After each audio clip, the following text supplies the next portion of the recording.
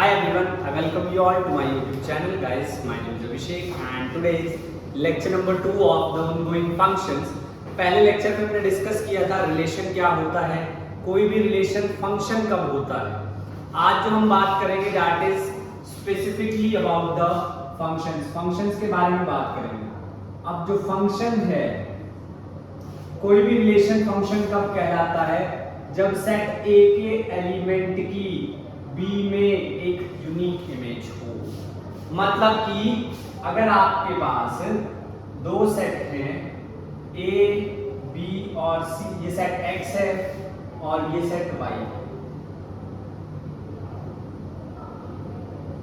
तो सेट ए के हर एलिमेंट की बी के अंदर एक ही इमेज होनी चाहिए, तब हम बोलेंगे कि ये जो इनके बीच रिलेशन है इट बिकम्स अ फंक्शन। ऐसे समझ लो, सेट ए है स्टूडेंट्स, सेट ए है स्टूडेंट्स, सेट बी है schools, schools X Y Z A B C D. अब एक स्टूडेंट एक ही स्कूल में पढ़ सकता है, एक स्टूडेंट एक ही स्कूल में पढ़ सकता है, एक स्टूडेंट दो स्कूल में नहीं पढ़ सकता। अगर ए के एलिमेंट की दो इमेज होती है तो वो फंक्शन नहीं है, वो सिर्फ एक रिलेशन है। इसका रेसिप्रोकल ठीक है, दो स्टूडेंट सेम स्कूल में पढ़ सकते हैं, दो स्टूडेंट्स जो है वो सेम स्कूल में पढ़ सकते हैं, यानी कि x भी इसमें जाता है और y भी इसमें जाता है। अब ये फंक्शन है, तो function is every element of A has only one image in B. अब हम बात करेंगे टाइप्स ऑफ फंक्शन की। टाइप्स ऑफ फंक्शन, अगर मैं टाइप्स की बात करूं तो सबसे पहले I am going to discuss about the polynomial function. Polynomial function, polynomial function के बारे में बात करेंगे। पॉलिनोमियल फंक्शंस इस तरीके से लिखे जाते हैं, y is equal to fx a0 plus a1x plus a2x square a3x cube up to an xn। ये जो n है, this n is said to be the degree of polynomial। ये डिग्री होती है पॉलिनोमियल। अगर मैं कुछ एग्जांपल्स की बात करूं, x plus 1 एक polynomial function, y is equal to x square plus 2 ये एक पॉलिनोमियल फंक्शन है, y is equals to x5 minus 4x4 plus 3x3 plus 2x square plus x minus 1 ये एक पॉलिनोमियल फंक्शन। अब अगर आप मुझसे पूछेंगे कि what will be the domain, domain मतलब आप x की क्या क्या वैल्यू रख सकते हैं जिसपे आपको फंक्शन जो है वैल्यूज वो देगा जो नॉट डिफाइंड ना हो। तो आप यहाँ पर x की कुछ भी वैल्यू रख सकते हैं। अगर मैं पहले फर्स्ट एग्जांपल की बात करूं, y is equals to x plus 1, अगर मैं x को 1 रखता हूं y आएगा मेरे पास 2, अगर मैं x को 2 रखता हूं y मेरे पास आएगा 3, अगर मैं x को -4 रखता हूं y मेरे पास कितना आ जाएगा -3। आपको हर बार डेफिनेट वैल्यू मिल रही है, तो जो डोमेन होता है किसका, एक पॉलिनोमियल का, वो रियल नंबर होते हैं, रियल नंबर्स, या minus infinity open interval close infinity, that is the domain of a real number. जब आप रेंज की बात करेंगे तो रेंज मींस, रेंज का मतलब है क्या वैल्यू आपको y की मिल रही है। अब यहां पे मेरे पास थोड़ा सा डिफरेंस है। अगर मेरे पास फंक्शन है y is equals to x square, मैं उसकी एक टेबल बनाता हूं, I am considering some values of x, मैं x की कुछ वैल्यूज दे रहा हूं, x y -1 0 1। तो जब x की वैल्यू मेरे पास -1 है y कितना आएगा 1, जब x की वैल्यू मेरे पास 0 है y कितना आएगा 0, जब x की वैल्यू मेरे पास 1 है तब भी y कितना आएगा आपके पास 1। अगर अब आप ग्राफ प्लॉट करते हैं, अगर अब आप ग्राफ प्लॉट करते हैं तो ग्राफ कैसा आएगा, ग्राफ कुछ ऐसा आएगा, पैराबोला, कुछ इस तरीके का ग्राफ है, कुछ इस तरीके का ग्राफ है। लेकिन अगर आप एक और फंक्शन डिफाइन करते हैं y is equal to X cube. यहां पर भी आप सेम -1 0 1, तो y आएगा -1 0 और 1। जब आप ग्राफ प्लॉट करेंगे तो वैल्यू कुछ ऐसी आएगी, इस तरह का ग्राफ आएगा। तो एक बात आप हमेशा याद रखें, for even degree polynomial value हमेशा पॉजिटिव आएगी। अगर आपके पास इवन पॉलिनोमियल है x2 x4 x6 x8, तो आपके पास जो रेंज है that comes out to be subset of real number. पूरा रियल नंबर नहीं आएगा, सबसेट ऑफ रियल नंबर। दूसरी बात, अगर आपके पास ऑड पॉलिनोमियल है तब आपके पास जो रेंज आएगी वो आ जाएगी आपके पास real number. So that is the difference, this is the thing that you have to take care. इसको आपने बहुत तरीके से समझना है और ध्यान में रखना है किस तरीके से ये चीज जो है वो काम करेगी। चलिए अब बात करते हैं नेक्स्ट फंक्शन की। अगला जो हमारे पास फंक्शन है इसको नोट करें पहले, फिर अगले फंक्शन की बात करते हैं।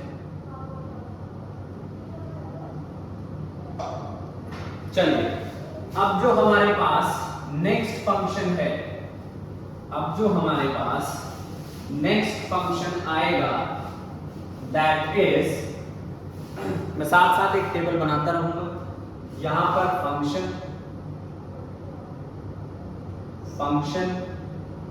Domain range. सबसे पहले हमने बात की है पॉलिनोमियल की। पॉलिनोमियल डोमेन आएगा रियल नंबर्स, रेंज क्या आ जाएगी, ऑड डिग्री है तो रियल नंबर, इवन है तो subset of real number, subset of real number. That is, let's talk about the second function, that is constant function. Constant function। अब हम बात कर रहे हैं दूसरे फंक्शन की जिसको हम बोलते हैं कांस्टेंट फंक्शन। कांस्टेंट फंक्शन में समझिए y is equal to fx is equals to k। Function की जो वैल्यू है वो कांस्टेंट रहेगी, फंक्शन की जो वैल्यू है वो कांस्टेंट रहेगी।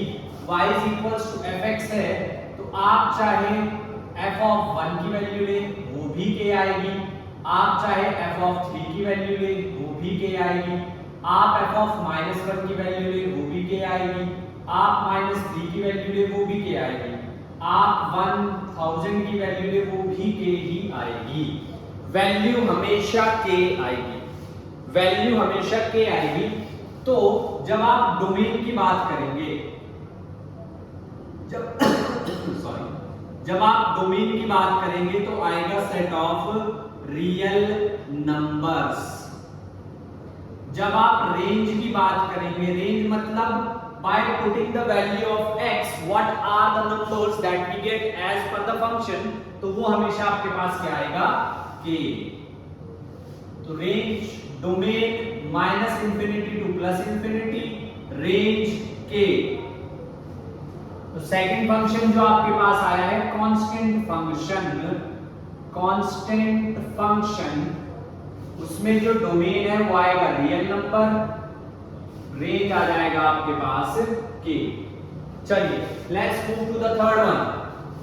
थर्ड हमारे पास है identity function. Third we have is identity function.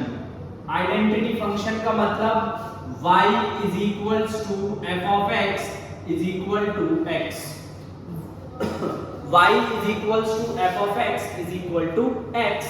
अब यहां पर आपके पास if you are calculating f of 1 तो कितना आएगा 1, if you are calculating f of -3 तो कितना आएगा -3, if you are calculating f of -5 तो आएगा -5, if you are calculating f of 2 तो 2, f of 300 again 300, again 300, so that doesn't create any difference on that.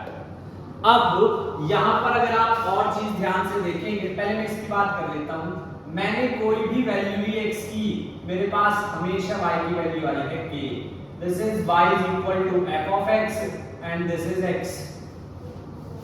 इसकी अगर मैं बात करता हूं, so whatever value I am considering, always straight line, हमेशा स्ट्रेट लाइन आएगा, हमेशा स्ट्रेट लाइन आएगा। आप कोई भी वैल्यू ले सकते हैं, आप कोई भी वैल्यू ले सकते हैं, always comes out to be straight line. तो इसके लिए जब डोमेन लिखूंगा, एक मिनट वीडियो देख ले जरा, चल रही है नहीं चल रही? हाँ ठीक है। तो जब इसके लिए डोमेन लिखूंगा, तो इसके लिए मेरे पास डोमेन आ जाएगा रियल नंबर, और भाई जो डोमेन है वही तो रेंज है, जो डोमेन है वही तो रेंज है। आइडेंटिटी फंक्शन के लिए डोमेन और रेंज सेम चीज है। Third is identity function, identity function real number, real number, real number, real number. Let's move to the fourth one, rational function, rational functions, rational function. Question function number 4, that is rational function. Rational function are those functions which are of the form of px qx, px upon qx, but there is a condition that qx should not be equal to 0. qx जो है वो 0 के equal नहीं होना चाहिए। तो जब यहां पर px और qx both are polynomial, px and qx are polynomial, px और qx जो है वो polynomial है, तो आपके पास डोमेन क्या आएगा? Without any hesitation, it is real number, but you have to subtract that value of x for which qx equal to 0. जिस वैल्यू पर डिनोमिनेटर 0 हो रहा है वो वैल्यू आप इंक्लूड नहीं कर सकते, नहीं तो फंक्शन नॉट डिफाइन हो जाएगा। अगर मैं फॉर एग्जांपल मेरे पास कोई भी फंक्शन है fx is equal to 3x over x plus 4, I cannot afford x to be minus 4, x minus 4 नहीं होना चाहिए, minus 4 plus 4 0। रेंज क्या होगी? रेंज भी एग्जैक्ट वही होगी एक्सेप्ट इंफिनिटी। तो रेंज को जो है, रेंज भी, अब रेंज इसी बेसिस पे आएगी, इंफिनिटी तो आ नहीं सकती है, तो रेंज क्या आ जाएगी आपके पास? Set of real numbers. तो फोर्थ फंक्शन जो आपके पास है दैट इज रेशनल फंक्शन, उसके लिए डोमेन आ जाएगा रियल नंबर और range real number minus that value of x for which q of x becomes 0, और ये आ जाएगा set of real number. This will be the set of real number. Fifth one is greatest integer function, GIF बोलते हैं इसको, greatest integer function, इसको हम GIF बोलते हैं। जिफ का मतलब क्या है कि ये आपको हमेशा ग्रेटेस्ट वैल्यू देगा किसी भी इंटीजर की। ग्रेटेस्ट इंटीजर फंक्शन का मतलब ये ग्रेटेस्ट वैल्यू देगा किसी भी इंटीजर की। y is equals to f of x, x, y is equals to f of x, x। अब यहां पर आपके पास अगर आप ध्यान से देखेंगे, अगर आप f of 1 निकालते हैं तो जिफ का 1 क्या आ जाएगा? 1 ही आएगा। सबसे बड़ी इंटीग्रल वैल्यू क्या है किसी भी नंबर की? मोस्टली डेसिमल पे एप्लीकेबल होता है। अगर आप f of 3.4 कैलकुलेट करेंगे तो क्या वैल्यू आएगी आपके पास? 3.4 में सबसे बड़ा इंटीजर क्या है? 3 है। अगर आप 9.9 बच्चे क्या करेंगे? 10 लिख देंगे, नहीं, कितना आएगा? 9। ग्रेटेस्ट इंटीजर वैल्यू अगर आप अब नेगेटिव पे आ जाओ, ये तो पॉजिटिव मैंने उठाई है, f ऑफ -3 कितना -3, f ऑफ -3.4, -3.4 के नजदीक सबसे बड़ी इंटीग्रल वैल्यू क्या है -4। जब पॉजिटिव है तो एक लेफ्ट वाला नंबर उठाना है, पॉजिटिव है तो 3.43 9.99, जब नेगेटिव है तो एक एक्स्ट्रा -3 -4 -8.9, अब आ जाएगा तुम्हारे पास -9। तो जिप हमेशा लार्जेस्ट इंटीग्रल वैल्यू उठाता है, लार्जेस्ट इंटीग्रल वैल्यू। अब आपके पास नेक्स्ट जो है, अगर मैं बात करता हूं डोमेन की, तो domain is very simple set of real numbers. अगर मैं बात करता हूं रेंज की, तो रेंज क्या आ जाएगा, रेंज भी सेट ऑफ रियल नंबर्स। ऐसा कभी भी नहीं होगा। तो जो फिफ्थ फंक्शन आपके पास आया that is greatest integer function, ये तुम्हारे पास आ जाएगा सेट ऑफ रियल नंबर्स, ये तुम्हारे पास आ जाएगा set of real numbers. Range भी वही है, डोमेन भी, ठीक है। अच्छा, इस पे एक क्वेश्चन कर लेते हैं, p/q है, if f of x is sin pi square x plus cos minus pi square x, ये मेरे पास फंक्शन है। Find the value of f pi by 4, f pi by 4 की मुझे वैल्यू फाइंड आउट करनी है। अगर मेरे पास फंक्शन गिवन है sin pi square x cos minus pi square x, करो उसको आप ट्राई।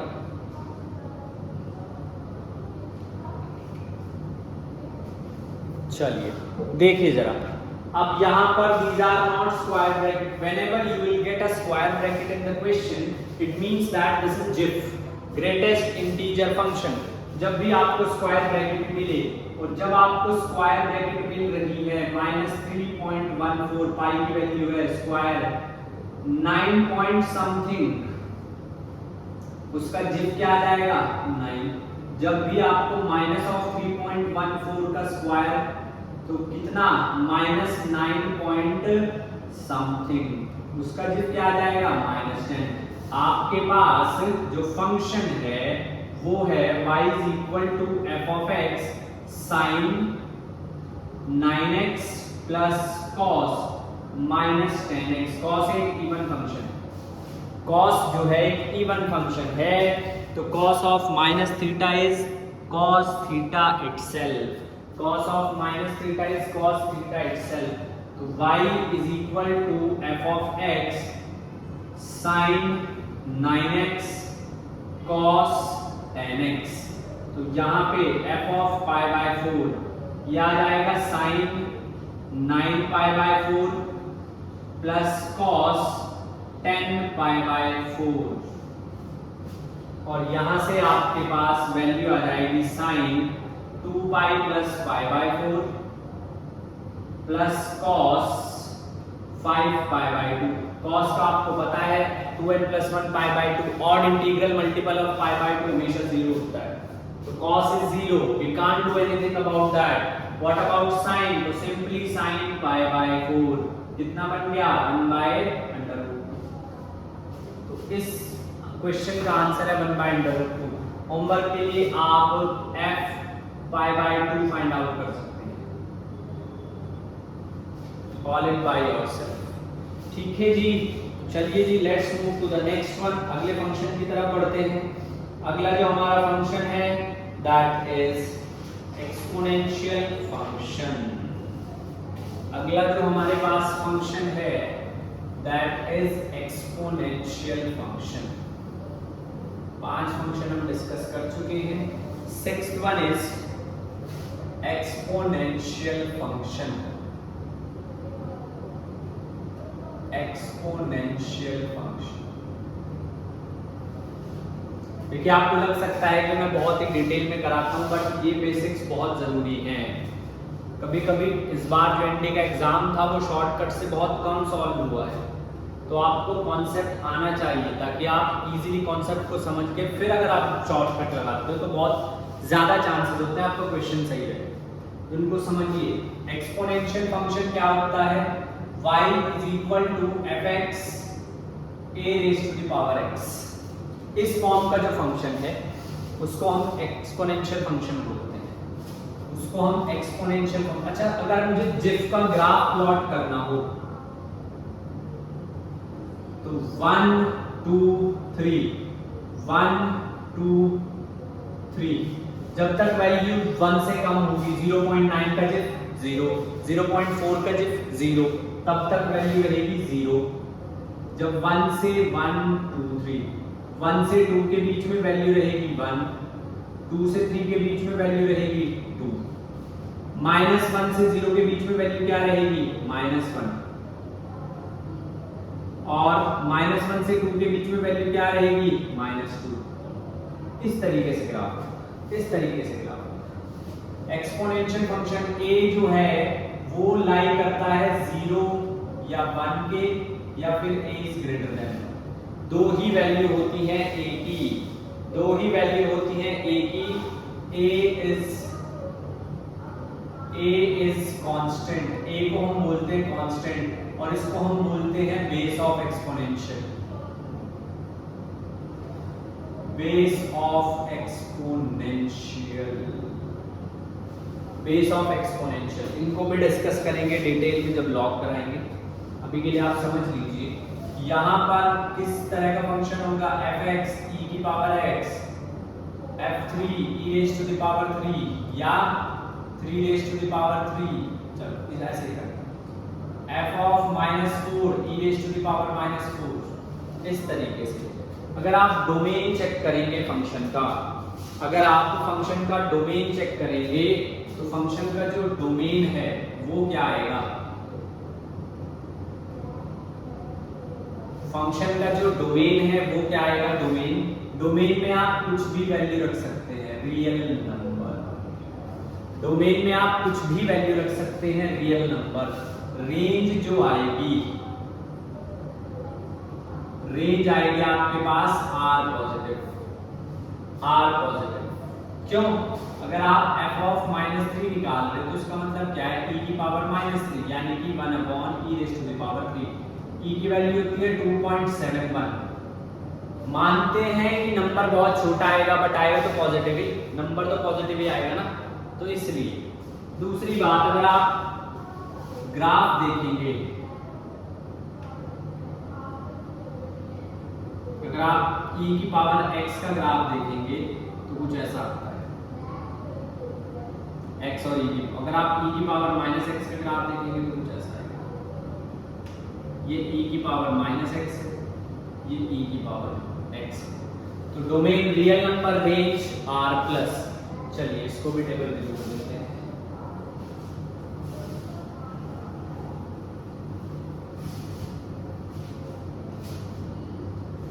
सिक्स्थ,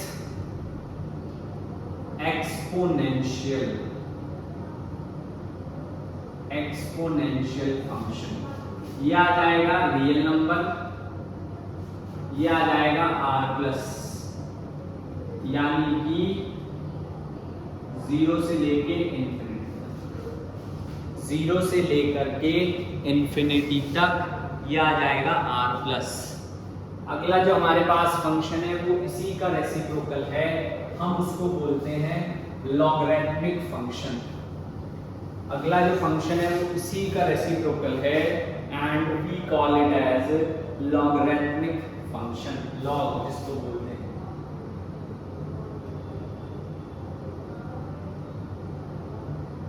लॉगरिथमिक फंक्शन जिसको हम लॉग फंक्शन बोलते हैं। अब जो आपके पास लॉग फंक्शन है, जो आपके पास लॉग फंक्शन है, y is equal to fx is equal to log a base x। इसमें भी a को हम बेस ही बोलते हैं। a की वैल्यू 0 और 1 के बीच में होगी या 1 से ज्यादा होगी, 1 के बराबर नहीं होगी, 1 के बराबर नहीं होगी, log 1 नॉट डिफाइन हो जाएगा। अगर आप डोमेन की बात करते हैं, अगर आप डोमेन की बात करते हैं तो डोमेन के अंदर आपके पास नेगेटिव नंबर नहीं आ सकता। आप जो है log ऑफ -3 नहीं डिफाइन कर सकते, वो हो जाएगा नॉट डिफाइंड। तो log ऑफ ये आप नहीं डिफाइन कर सकते, तो डोमेन क्या आएगा, R positive, set of real positive numbers, set of real, यहां पे थोड़ा ठीक कर लेना, zero, set of real positive numbers. Range क्या आ जाएगी आपके पास, रेंज आपके पास आ जाएगी रियल नंबर। आप रेंज आपके पास कुछ भी आ सकती है। आपने log 0.5 निकालना है तो यह आ जाएगा log 1/2, जिसको आप लिख सकते हैं log 1 माइनस log 2। log 1 क्या है, 0 है, तो माइनस log 2, नेगेटिव आ गया है। बट आप नेगेटिव वैल्यू रख नहीं सकते। नेगेटिव वैल्यू आ तो सकती है बट आप नेगेटिव वैल्यू रख नहीं सकते। सो एक और दो इंपॉर्टेंट बात आप नोट कर लें, नोट डाल के, अगर a 0 से 1 के बीच में है then log a base x is decreasing function,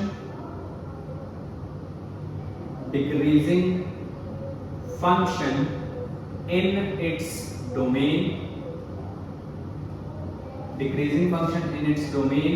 Point number 2, if a is greater than 1 then log a base x is increasing function, then log a base x is increasing function in its domain. फिर वो अपने domain में क्या हो जाएगा, increasing function हो जाएगा। तो यहां पे अगर आप बात करेंगे लॉग की, लॉग, तो आपके पास जो डोमेन आएगा वो आएगा set of real positive, range आएगी आर, रेंज आएगी R. So in this video इतना ही करते हैं, वीडियो ज्यादा लंबी नहीं करेंगे। 7 फंक्शन हो चुके हैं, इसके बाद 4-5 फंक्शंस और रहते हैं, वो हम बात करेंगे अगली वीडियो में। तब तक आप पढ़ाई करते रहें। If you are new to the channel don't forget to subscribe it so that you will get the quality content. Video आने में देरी हो सकती है बट वीडियो खराब नहीं होगी, कंटेंट में कोई खराबी नहीं। तब तक के लिए पढ़ाई करते रहें। Thank you so much. जय हिंद।